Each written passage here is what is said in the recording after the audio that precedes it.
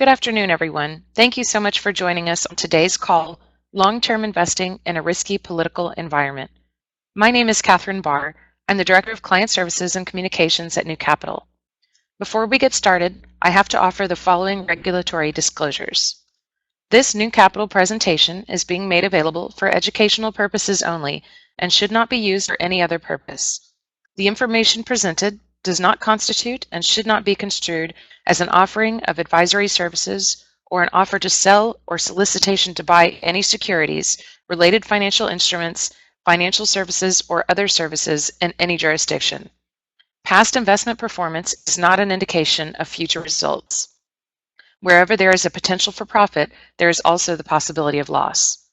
Certain information contained herein concerning economic trends and performance is based on or derived from information provided by independent third-party sources. New Capital believes that the sources from which such information has been obtained are reliable. However, it cannot guarantee the accuracy of such information and has not independently verified the accuracy or completeness of such information or the assumptions on which such information is based. Okay, thank you. And with that, I'm going to turn it over to Leonard. Okay, good afternoon, everybody. Thank you very much for taking out of your day, out of your afternoon to join us. And I want to thank Catherine very, very much. She put a tremendous amount of work into organizing this, into putting the technology together. As usual, she's done a terrific job. We've been testing the technology for the previous hour, and we had a few kind of close calls as to whether things were going to work, but it looks like everything is working well. And if something's not on your end, you can send a text or a little chat thing to us, and maybe we can help you offline to try to straighten it out. But it looks like everything's going fine today. Just a couple of general comments I want to make. I'm very happy with the way portfolios have been performing lately over the last year. Our allocation to value stocks, small stocks, has really paid off in the last year, and you should be seeing strong performance in your portfolio over the last year. You should see that in your reports also. This conference call is new for us. We're very happy to be doing it. We'll have our conference in October, sometime around the second week of October, so please maybe set aside some time. We'll have a date out to you as soon as we can, but that's been an event that's been growing, and hopefully you'll be able to attend. We have a lot going on software-wise. You probably know that there's a tremendous amount of technology that's coming out in the financial advisory area, and we are looking at everything we possibly can to enhance the value of the experience in working with us. For example, we're looking at upgrading the Morningstar software that we use and adding some elements to it. We're also looking at a competitor to Morningstar, and we'll see whether we upgrade or we replace Morningstar. And a number of these pieces of software have external-facing elements that would involve you as well, so that, for example, you could see your total wealth on your smartphone much more effectively. I don't know if you want to do that or not, but something like that's going to be available. And then we also have a new content management system by a company called Vesterly that we're excited about, and is going to do a much better job of organizing all the articles and all the things that we think are important for you to see. And that system will be rolling out over the next couple of months. Before I get to Todd, I want to just talk about today's talk and tell you what today's talk is not. Today's talk is not a political discussion, just to make that clear. Those of you who know me know where my political beliefs are. Other people on this call have other political beliefs, but today's discussion is not a political discussion about who we like politically or what we like politically or not. Today's discussion is about the current state of the markets, and it's a discussion about political risk and what does it mean in investments. So hopefully nobody will leave the call, upset that I've taken any sort of political position, because that's not today's call. With that, I'm going to turn it over in a second to Todd Centurino. I am delighted to have Todd on the call today. Todd and I have been working together. Todd is doing consulting for New Capital Management, has been doing that for several months. And Todd is a tremendously accomplished guy. He's worked at Fidelity. He worked at the Teachers Retirement System of Texas, where that organization runs, I don't know, something like $200 billion. Todd wasn't responsible for all 200 billion, only just a few billion. And he has also worked at Salient Partners here in Houston, which is a pretty sizable wealth management firm. Todd's got an MBA from the Jones School at Rice University here in Houston, and he is also a CFA charter holder. I started talking with Todd several months ago. I felt like it was important for me to have some second opinions on what we're doing here. Todd has been doing that. And Todd and I are also serving as an investment committee at New Capital Management, meeting regularly to talk about what we see in the markets, what mutual funds we like, what makes the cut, what doesn't make the cut. We're doing some work on advanced portfolio modeling, and also we've started over the past couple of weeks to also do some work on client risk models. And so with that, I'm going to turn it over to Todd. He's going to talk with you for a few minutes. He's going to review the markets and also offer some observations on our outlook for the markets. So without any further ado, Todd Centurino, take it away. Great. Thank you so much, Leonard, and thank you everyone for joining the call. As Leonard discussed, I will go through a review of the market, essentially talk about what happened of 2017, and then provide an outlook. And we have some slides to accompany that outlook, and just looking at some economic indicators and things that I look at frequently to get a sense of where the markets may be heading, to make sure that our portfolios are positioned the right way. But before we start, we did want to run a quick survey. This is multi-purpose. The first purpose is really to test our technology, as we've discussed. Second is to just get a sense of what everyone's has been. So it's really, I think it's 4 or 5 simple questions to get your perspective, and I'd like you to just answer each question what you think is the right answer. Once we have everyone answer, we'll kind of reveal the correct answers, see where the consensus is, and then we'll get on with the presentations. We'll let you do that for a few minutes.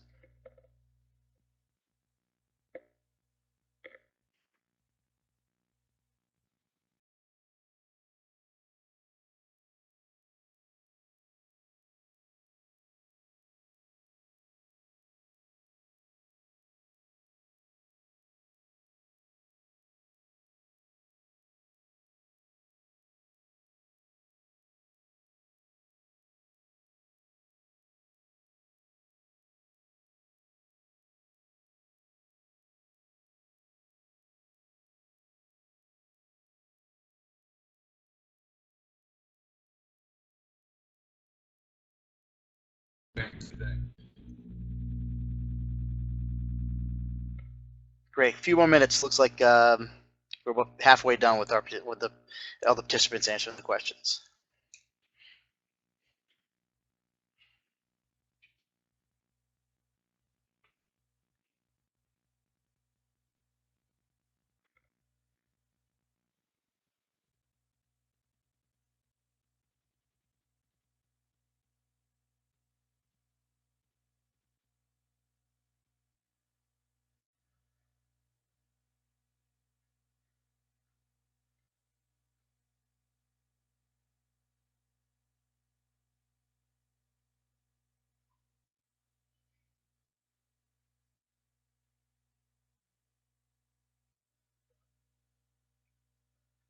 All right, I think that looks like that might have been rather painless, and hopefully this did work out.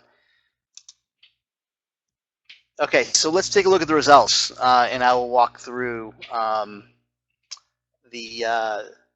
everyone see that okay?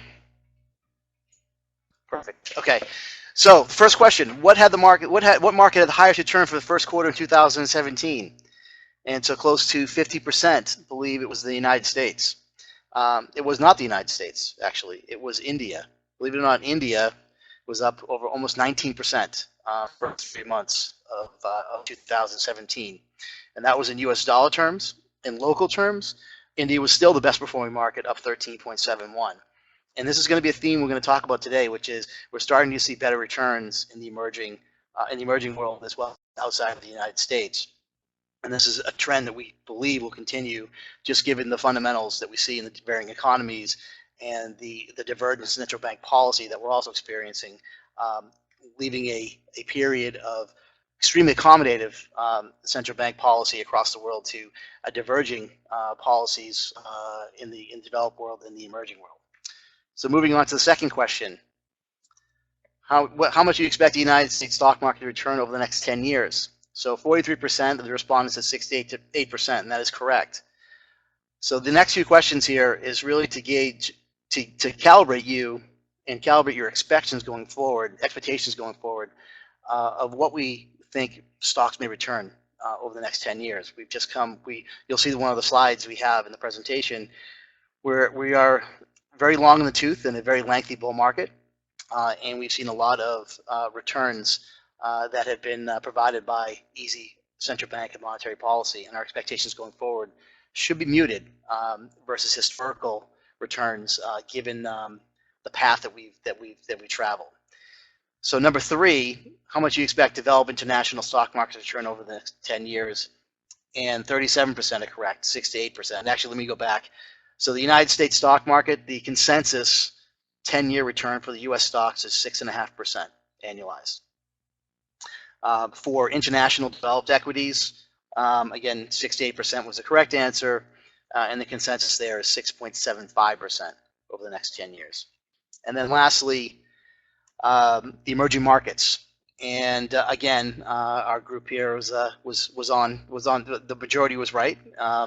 We expect emerging markets to have high returns, and the consensus there is about 9.25% going forward over the next 10 years. So that leaves us to none of us invest in any of these markets in themselves. They will most likely approach diversification, portfolio from a very diversified perspective.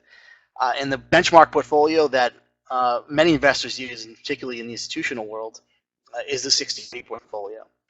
And again, I think our audience is pretty smart because they're right on. 37% of you thought the 60-40 would return less than 6%, and the consensus actually is 5.25%. So just put that in perspective. We're expecting diversified 60% stocks, 40% bonds, that balanced portfolio that really is the baseline and benchmark for a majority of individual portfolios, institutional portfolios, to generate a measly 5.25% over the next 10 years. Really is going to put a lot of pressure on things like pension funds, endowments, foundations that need to meet up with their spending policies and meet liabilities. So it's going to be an interesting 10 years going forward as investors navigate a world where returns are going to be not what we've particularly seen over the last several years. So with that, let me get into my presentation. So first I want to talk about 2017 and really the last 3 months. And what we've seen over the last 3 months is that the economy is on an upswing. The cyclical upswing in the global economy continued throughout the first quarter of 2017 as business and household surveys globally maintained their elevated levels or have actually risen further. Initial data on economic activity in 2017 followed suit. Notably, we saw strong industrial production figures in January and February, and we've also seen an increase in global inflation that's edging upward as the last effects of rising oil prices kind of flow through the numbers. This reflationary environment allowed risk assets to rally considerably as global equities rose 6.91% over the 3 months. But global sovereign bonds failed to respond to the growth impulse.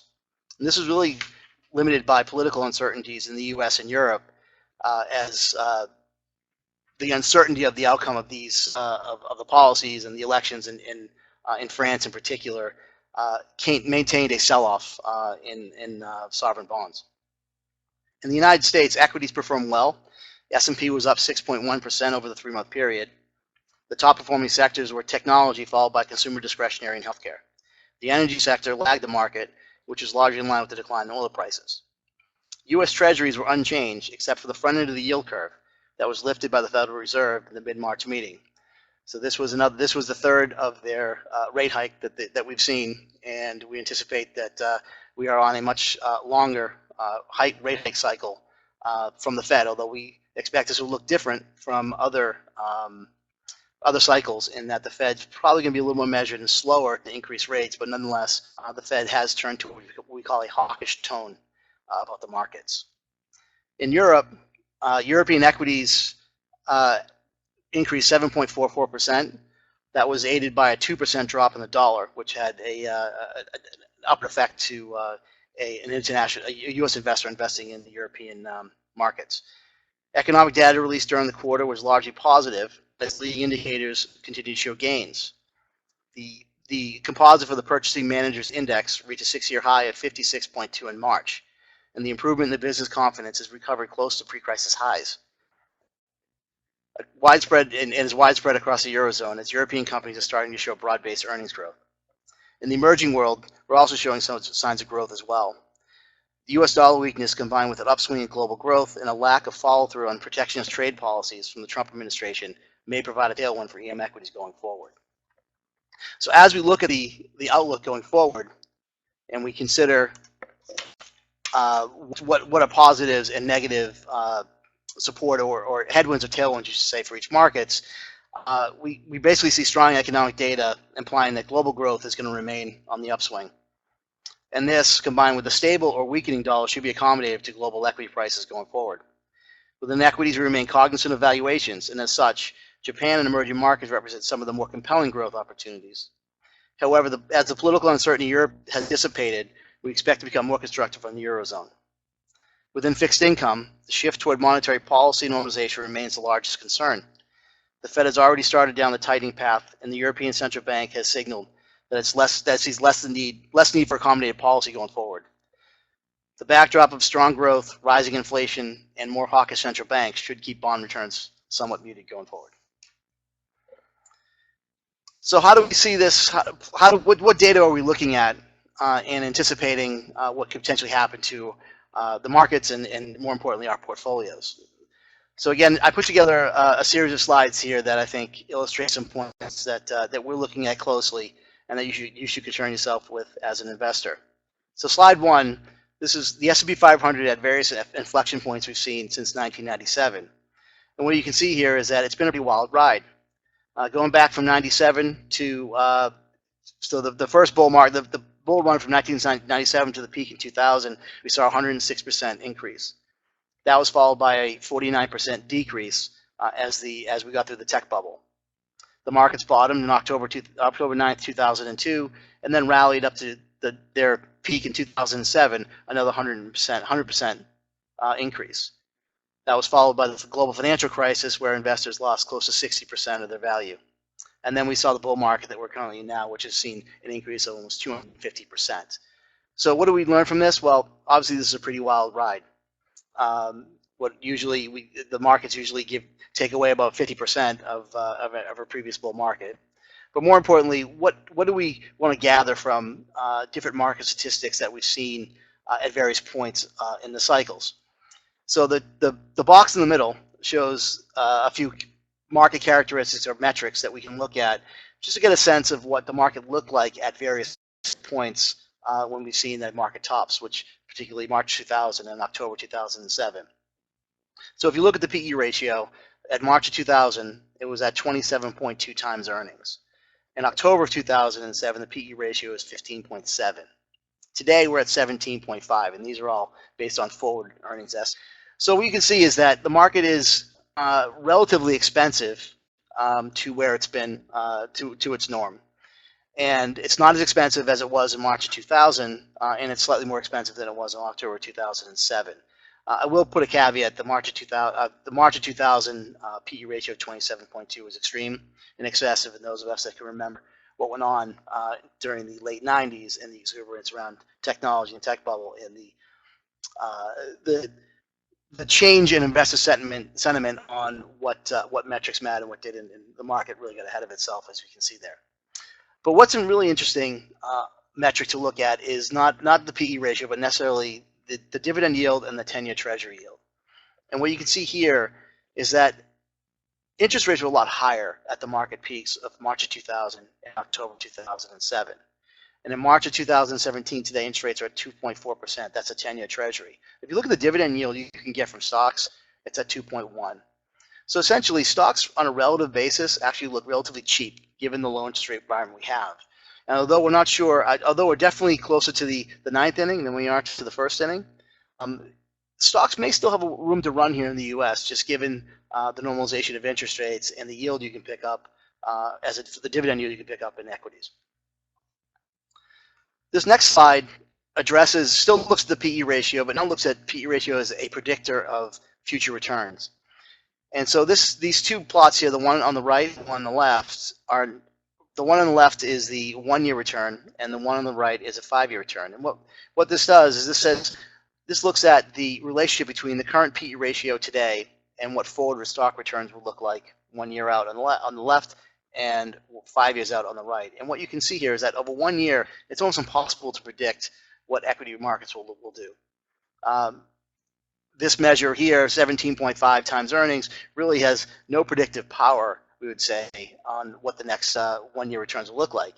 If you look at over the next 5 years, though, the story's a little different. You can see that the cluster of observations are much more tightly together. And we can see here that although at 17.5, the expected return is positive, but it's muted. And much like we said in our survey, this is what investors are seeing, and this is what's being priced in the markets, is that we're trading at a PE ratio of about 17.5 times, which is expensive relative to historical averages, and therefore we shouldn't expect equity prices super robust going forward. Moving on to this next slide. This is an illustration of the historical monthly manufacturing purchases index, often referred to as the PMI index. And this is a really interesting slide, and this is something I pay a lot of attention to because I think this is one leading indicator that has proved to be more successful than others. And what you can see here is that since April of 2015, the global economy has actually started to improve and improve quite well. The way you read these statistics is actually any reading that's over 50 is considered growth and accelerating. Any number below 50 is considered non-growth and decelerating. And you can see now, if you go to the right side of the slide, you can see almost really in the developed world, majority of the developed world is well over 50 and is a dark green color. And that's good.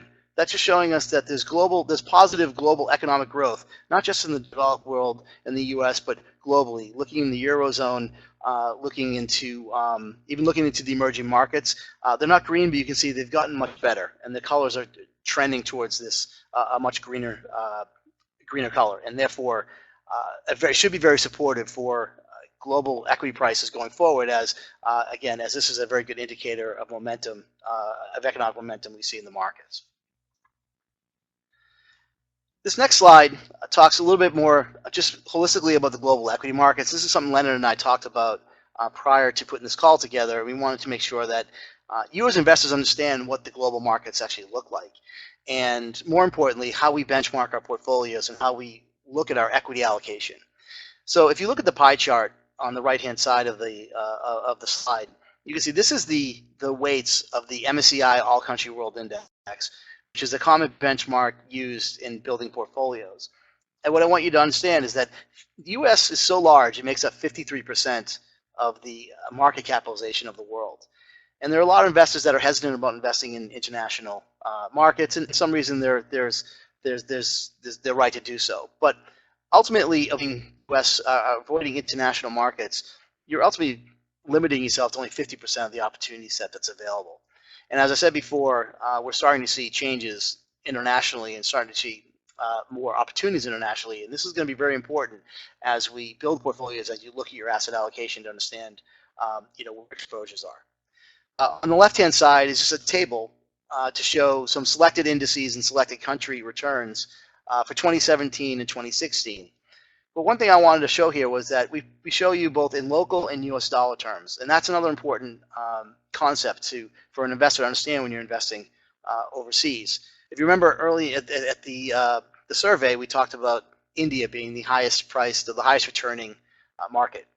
up 18.85%. That was to U.S. investors. But locally, the Indian market was up 13.71.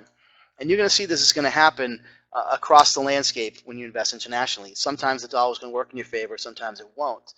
But nonetheless, investing in international markets, you are taking on currency risk, and so that's something that should be considered, and you should be aware of, that there are times where the dollar could work against us and actually hinder return rather than help us. The good news, however, is that we've seen the dollar strengthen quite a bit over the last 2 years, and we think the headwind of a stronger dollar is somewhat dissipated, and we're expecting the dollar to stabilize and potentially weaken.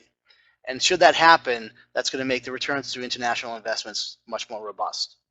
The last thing on this slide is the correlation table on the bottom right. And what that represents, that just shows us what the correlation between all the global equity markets have looked like since 1997. And what's important to point out, though, is since the global financial crisis, we're seeing global correlations actually decrease. This translates into diversification. And this translates into reasons why you want to own international markets going forward. And as we see correlations start to fall, we're going to get more and more benefit of allocating to international markets and much more of a diversification benefit for your portfolios. Within international equity earnings and valuations, we're also seeing a similar picture that we've seen from other statistics. So this slide here looks at global earnings and global valuations. And so if you look at the chart on the left, you can see the U.S. has actually been leading the way, and we're actually reaching record earnings at this point. But if you compare the U.S. earnings growth to Japan, the emerging markets in Europe, you can see that European and emerging markets in particular have a lot further to go to reach their 07 highs versus Japan and the United States. So therefore, we really think that this is going to feed itself through into a lot of into equity prices as the European and emerging markets in particular really start to turn the corner and benefit from the global reflation. Within valuations, much like we've talked about, this again, I'm looking on the slide on the right, the chart on the right. You can see here, this just plots out where valuations are relative to historical norms. As we said, the U.S. looks relatively expensive, but look at the developed markets, it's slightly above its average, which is the second bar from the left. European equities, again, pretty close to their historical average, but look at Japan and the emerging markets, both trading at cheaper levels than we've historically seen. So Europe, so a lot of attention on Europe, and obviously there's a lot of attention this week given the elections we saw in France, and I've paid quite a bit of attention to it as well here on the call, and for good reason. Investors are very excited about the prospects in Europe. I think this slide here, these three slides here really illustrate the backdrop and can really help articulate why things may be starting to turn the right way in Europe and why it may be a good time to look at that as a piece of your portfolio. The first top left corner is the PMI, and we've talked about that. And here again, you can see how global PMIs have changed for the European or the Eurozone, that on top of their GDP growth as well, both trending on an uptick. That has led to Eurozone unemployment. And unemployment in the Eurozone, you can see on the bottom left, is falling. And that's what we're starting to see is that is helping the economy grow, and we're getting the workforce back into play. All good things to see from an equity perspective. But I think the big chart on this slide is the one on the left, on the right. And this is credit demand. Credit demand fuels economic growth. We saw this here in the United States, and we've seen it historically over time. And what you can see here, that we're clearly starting to see credit demand pick up in the Eurozone. Banks are lending. And if banks are lending, that means investments are being made, people are borrowing money, they're buying houses, they're buying cars, and they're consuming. And we're really starting to see an uptick on loan demand, which I think is excellent to see, and I think we should continue to see that going forward, which ultimately should, again, lead to higher prices. And my last slide before I turn it over to Leonard is really just a perspective of diversification and to look at asset class returns really over since 2002 and how things change. So this is often called a periodic chart of asset class returns. Some people call it a quilt. But nonetheless, what it does, it looks at various asset classes, from cash to commodities to bonds to stocks, and what their annualized returns were in a particular year. And a couple things to garner from this slide. First, it's almost impossible to predict what is going to be the best returning asset class at any point in time.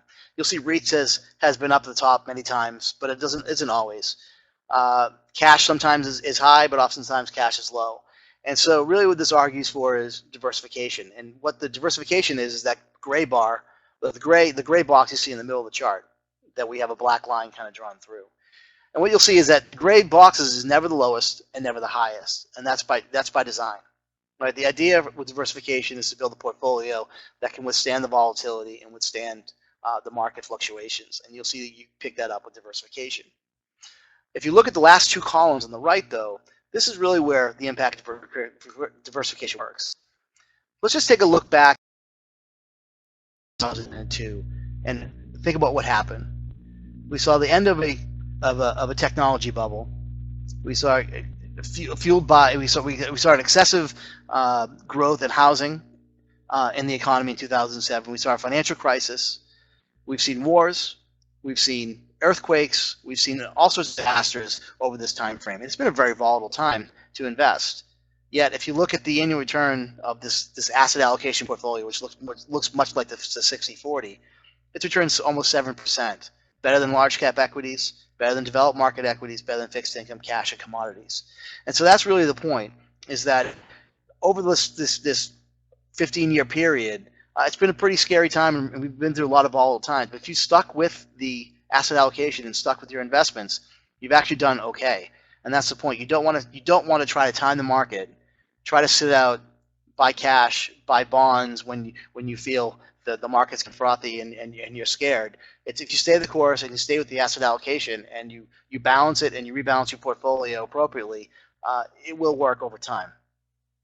So with that, I will turn the presentation over to Leonard, who will go over through his how do we think about everything that's going on right now in the political environment. Okay, thank you, Todd. Super. And I'm going to start off also with a survey for our audience. And there are no right answers on this one. There really weren't right answers on Todd's survey, but even more so, there are no right answers here. This is really more of a poll to see how people are feeling about things. So go ahead and cast your votes.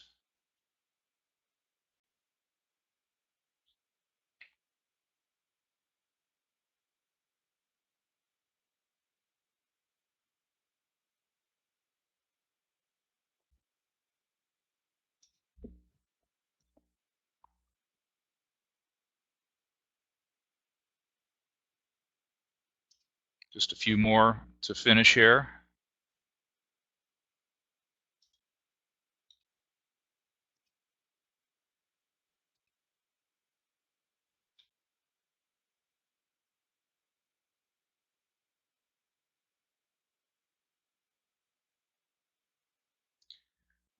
Okay, question 1, which risk are you most concerned about right now? 50% of the answers are concerned about political risk. So it's and that's by far the most common answer that we're seeing. So it looks like we picked the right topic today. Question 2, how concerned are you about political risk affecting the financial markets? And 50% of you said very. 31% said some. Only 6% of the people said not concerned at all about political risk affecting markets. And then number 3, how do you prefer to address political risk in investments? 68% said to invest globally. 0% said to invest only in the United States.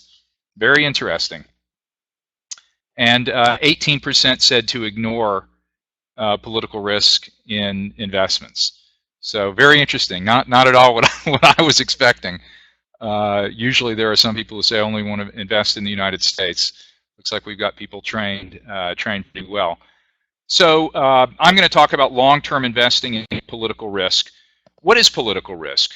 Political risk is the chance that adverse consequences accrue from national government or international relational changes or instability. And some of those causes are a change in government, legislative bodies, other foreign policy makers, or military control. And currently what we're seeing is, as everybody knows, that recent elections and the general climate that we're in reveal resistance to Western political order, the globalized political order that we had become accustomed to for decades and decades, and I think that many of us had assumed was going to continue and even accelerate. A trend that really began, I would say, with the changes that took place in the People's Republic of China, beginning with Richard Nixon's visit there, and the development of the Chinese economy, and then subsequent to that, of course, the dissolution of the Soviet Union, and we have seen globalization since then. I think, again, we all assumed that that was going to continue apace. I don't think many of us believed that process would be slowed or be dramatically changed by elections that would occur in the United States and in the United Kingdom. That is exactly, surprisingly, where the changes began to be manifested over the past year. And so the changes that we're seeing are coming out of democratic elections. They're not coming out of revolutions that are taking place in Russia. They're not occurring because of changes in Chinese central bank policy or changes in the Chinese Communist Party, or revolutions and counter-revolutions taking place in South America. The first two items on this list were a referendum that took place last year, of course, the Brexit referendum, very close, 52 to 48%, and yet that was a referendum to take the United Kingdom out of the European Union, something that decades ago was absolutely inconceivable. The European Union, after all, was originally conceived of and articulated by Winston Churchill, a conservative prime minister who led the United Kingdom through the Second World War, and who described the intention of the European Union as being intended to stop the cycle of war in Europe and to foster better economic relations and trade in Europe. Of course, in November of last year, Donald Trump was elected president, which was a surprise to many, many people. And Trump's policies have been, I don't want to say anti-trade, but they have had very, very strong elements of protectionism, and frankly have been characterized by more difficult relations with our trading partners. We'll see how that works out. The first 100 days of Trump's presidency have seen sort of a recalibration in the Trump administration in terms of what they're going to be able to achieve. But certainly, out of the chute, it was a very, very different agenda than the globalized agenda that we'd seen. Earlier, I think in March, we saw the election in the Netherlands, and Geert Wilders was a right-wing conservative candidate, did not perform as well as was expected, and the existing government there got stronger votes. And it was really the Netherlands election in March that showed that it may be that the populist trend that has been developing may have peaked. We recently saw in Turkey President Erdogan be granted more powers under a revamped constitutional referendum that took place, which may indicate that there's going to be a more autocratic government in Turkey. We'll see what happens there. And then, of course, we've had the French election just the other day, in which Marine Le Pen made it into the second round, along with Mr. Macron, who is very much in favor of remaining in the EU. Macron won the plurality of the vote and is now expected currently to be elected president of France. But again, as the election in the United States showed, surprises can happen. We have a German election that will take place later this year. I believe it's going to be in October. Todd is nodding, yes, October. And right now, the indications are that Angela Merkel and her government are doing quite well in the German population. There were some regional elections, I think, in the Saarland that took place a few weeks ago, and Merkel's government ran very, very strongly. And so in the last few months, what we're seeing is a more of a reaffirming in the European population of an interest in maintaining the European Union. I think that we're seeing European stocks respond positively to that. And in my own opinion is that this is happening because Europe, again, is now feeling squeezed between the United States and Russia.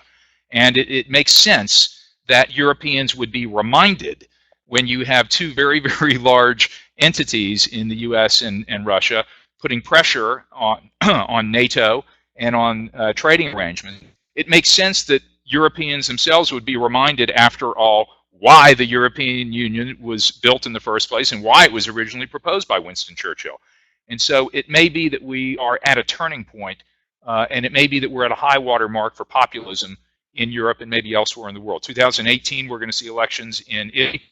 And then, of course, in the United States, we're going to see midterm elections in November of next year. The indications right now, if I had to be a betting person, there's an awful lot of energy against President Trump and the Trump administration.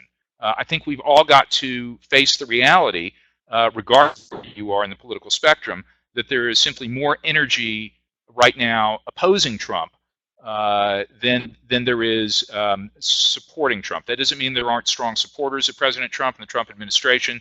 It just means that the people who are showing up at rallies and the people who are showing up at neighborhood get-togethers and the people who are showing up and encouraging other people to run for office is occurring more on the Democratic side of things. Let's talk about democracy and markets. There is a correlation between democracy, market development, and development of broad-based wealth. We can develop in an autocratic government or a dictatorship. Wealth can develop, but it tends not to be very broad-based. And for us as market investors, we're always interested in markets that are going to develop and where we have the opportunity to invest in the opportunities. And therefore, a reduction in democracy may imply a reduction in broad-based wealth. So all of this is very, very important. The things that are going on today and the political risk that exists. Autocracy, populism, nationalism, socialism may be strengthened, and they may impact markets. We're in a period, as I just talked about with the slide about elections, we're in a period right now where these things are in flux, and the world of the future is not exactly clear right now. It's developing. But I do want to point out that markets already are aware of these things. Everyone always should be reminding themselves that markets open and they trade every single day.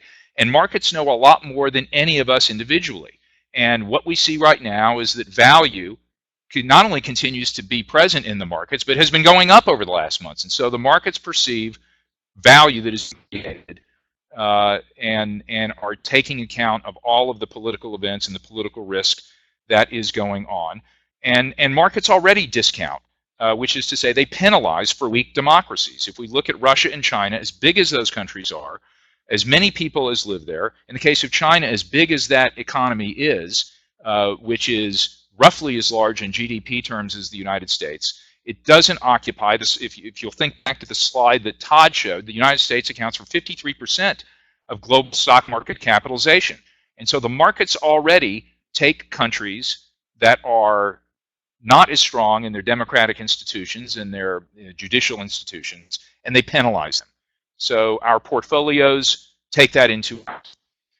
What are some adverse consequences that could arise from weakening of democracies and the manifestation of political risk? Well, I just decided to sort of list what comes to mind, and not all the adverse consequences, in my opinion, represent the same level of severity. Right now we see some creeping protectionism here in the United States. Just yesterday, President Trump, I think, took the Canadians to the woodshed, literally, talking about their timber prices, and may want to do something about that. And also, we have seen him discussing, I guess you could say politely, with Mexico some adjustments to the trade process there. European Union trade has been called into question, and of course the administration pulled the United States out of the Trans-Pacific Pact with nations in the Pacific. So we certainly are in a more protectionist posture here in the United States. I listed that as a severity of 1. That's something that can be negotiated between governments, and arrangements can be redone. Boycotts could occur. And that would certainly represent political risks. The thing about boycotts is usually when boycotts crop up, there are substitutes for what's being boycotted. Usually populations don't undertake a boycott unless they realize that they're going to be able to get a substitute for particular products. And so I listed that as a severity of 1. Supply shocks. Think back to the 1970s, where oil became much more difficult to obtain here in the United States. Supply shocks I listed as a severity of 2. We can get periods of stagnation and corruption, where there's no one particular thing that is driving problems in a country. It's just an accumulation of problems that have happened politically, and we get stagnation in the economy. And if we think about Argentina for many years, and more recently Brazil, then we see that you can be dramatically impacted by sheer corruption and stagnation. I list that as a severity of 2. Conflict and war in Syria and Iraq, and of course I would say that's a severity of 3, where physical capital, infrastructure capital, so many other things are destroyed in war and have dramatic impacts on populations that are experiencing war. And then outright appropriation of assets, severity level of 3. So these are the types of adverse consequences that can accrue when political risk materializes.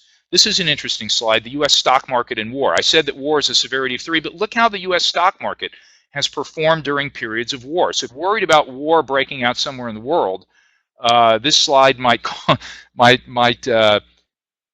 you to rethink your decision to sell all your securities. In all of these instances, with the exception of 2001 9/11, we saw rises during these periods. I will note, however, that 9/11 was the only one of these wars that occurred on U.S. soil.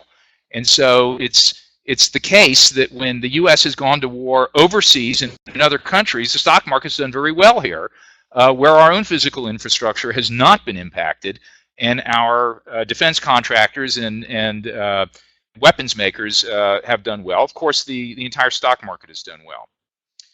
World stock performance, this is just over the last year. There's been lots of very difficult news for the markets to digest over this period of political uncertainty. But look, all the headlines that have occurred over the last 12 months, the stock market of the world, this is not just the United States, this is the all-country world index, have risen. And so, as Todd was saying before, we really need to look at staying the course in the asset allocation that is right for us. This is just over the first quarter. All the excitement, inauguration of President Trump, elections in the Netherlands, more news coming out of Brexit and the posture that the British are going to take. World stock performance has been strong over that period. Politics, emotions, and investing. Investment value is driven by the present value of forecasted cash flows. That's what the markets are taking a look at, is what are cash flows in the future. And so the way we feel about a political candidate, the way we feel about a government, is not likely to impact how our investments perform. We need to be able to separate those two things. And overreacting by underweighting risk, or underreacting by overweighting risk, reacting in those ways to political risk can be harmful to your portfolio. And the last bullet point, political risk, like all risk and any other risk, is most efficiently mitigated through diversification of security type, geography, industry, and company.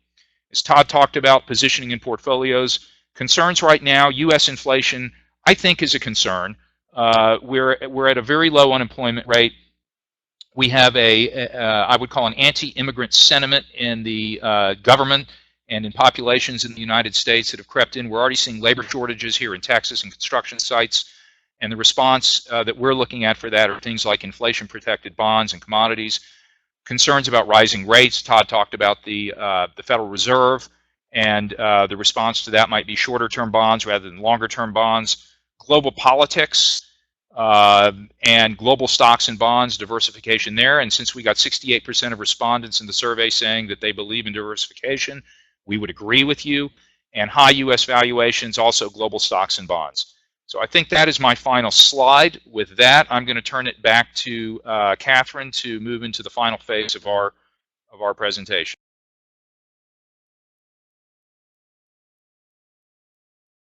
Okay, guys, I hope everyone can still hang in there with us. We are just about done. I am going to open up our conference evaluation first. If please a few minutes and complete the questions. We would greatly appreciate it. It'll help us make improvements for next time around. And while you are doing that, I'm going to change this format over to a Q&A session. And please feel free to type in questions. And I believe you also may be able to request mic if you have a mic on your computer. This, again, we'll be testing the software, but if you don't want to try out the mic, feel free to type in questions. We've had a few questions come in that are kind of more administrative, and so I can answer one of them. We had a question about cybersecurity, about how to protect your account that I actually talked about at our annual conference last October. I am happy to share that information with you, and we'll do that following up probably tomorrow, if that's okay. We had one comment about some of the survey questions that you all couldn't see the results as we're coming in, or actually as the results were posted, you were able to see what you answered, but you weren't able to see what other people answered. I will definitely check into that, and we'll probably be able to share these results with you as well in follow-up, and then we'll see what we can do to improve that for the next time around, so that you're actually able to see not only your response but everyone else's responses as well next time around, and we will share this as well after the call. Let's see, we do have a question now. There was one other administrative question I'll answer really quickly. How many people are on the call? We've got, it looks like about 18 today, which we're thrilled with. So thank you again, everyone, for joining us. That's awesome. Hopefully we can get more in the future, but this is a great start, and we're really grateful everyone's here. It looks like our first question has come in that's going to be more directed towards Leonard. I'm going to mute and pass this back over to Leonard in 1 second, and we'll be right on that question.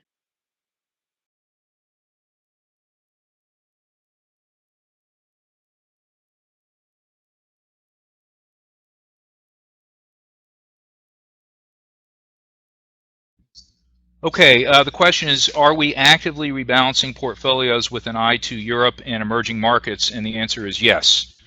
Yes. And I will say that in general, New Capital's portfolios have been far more balanced between the United States and international markets, even prior to our current sentiments over the past years.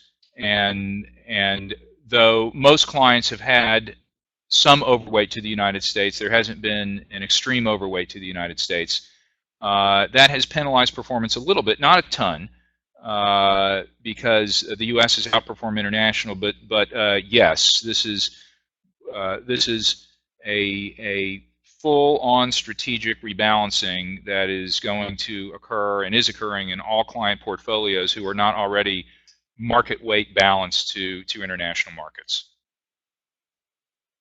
Another question, what investment vehicles are we using in international investments? The relationship that we have with Dimensional Fund Advisors is the primary way that we gain exposure to international investments. The Dimensional Fund Advisors Emerging Markets Fund is a fund that is used very broadly and highly thought of by many practitioners, even those who are not as aligned with Dimensional as New Capital is, as are the international funds as well. And so those are the primary instruments that we're using: international funds by Dimensional Fund Advisors, and also emerging market funds as well. So if you see those show up in your portfolio, they should already be there for many of you. Then that's where the investments are coming from. Okay, and looks like that's it for the questions today. I'm going to turn it back to Catherine. By the way, before I do that, I just got something in on my cell phone. New York Times update: President Trump is likely to sign an order setting in motion a U.S. withdrawal from the NAFTA trade accord.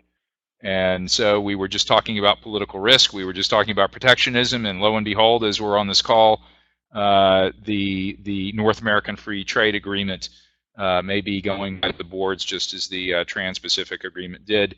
And markets are closed. They closed as of an hour ago. We will see where they open. Todd is showing me that futures are down slightly, not very much at all. And so the market seems to have already priced in the possibility that the Trump administration would withdraw from the NAFTA accord. And with that, I'm going to turn it back to Catherine to conclude the presentation today. Okay, guys. Thank you again, everyone. Thank you so much for joining us today. We really appreciate you being here and giving us your time. If anyone has any questions that come up after the event, of course, we are always available to take your calls and emails. And again, we will follow up with everyone with any questions that come up afterwards, kind of a concession about the results of the questions or responses to the questions. And we also hope to make the recording of the call available, and we'll get with you as soon as we can and let you know how you can access the recording, either a download or on YouTube, something like that. So thank you again, and we hope to see you on the next call. Everyone have a great day.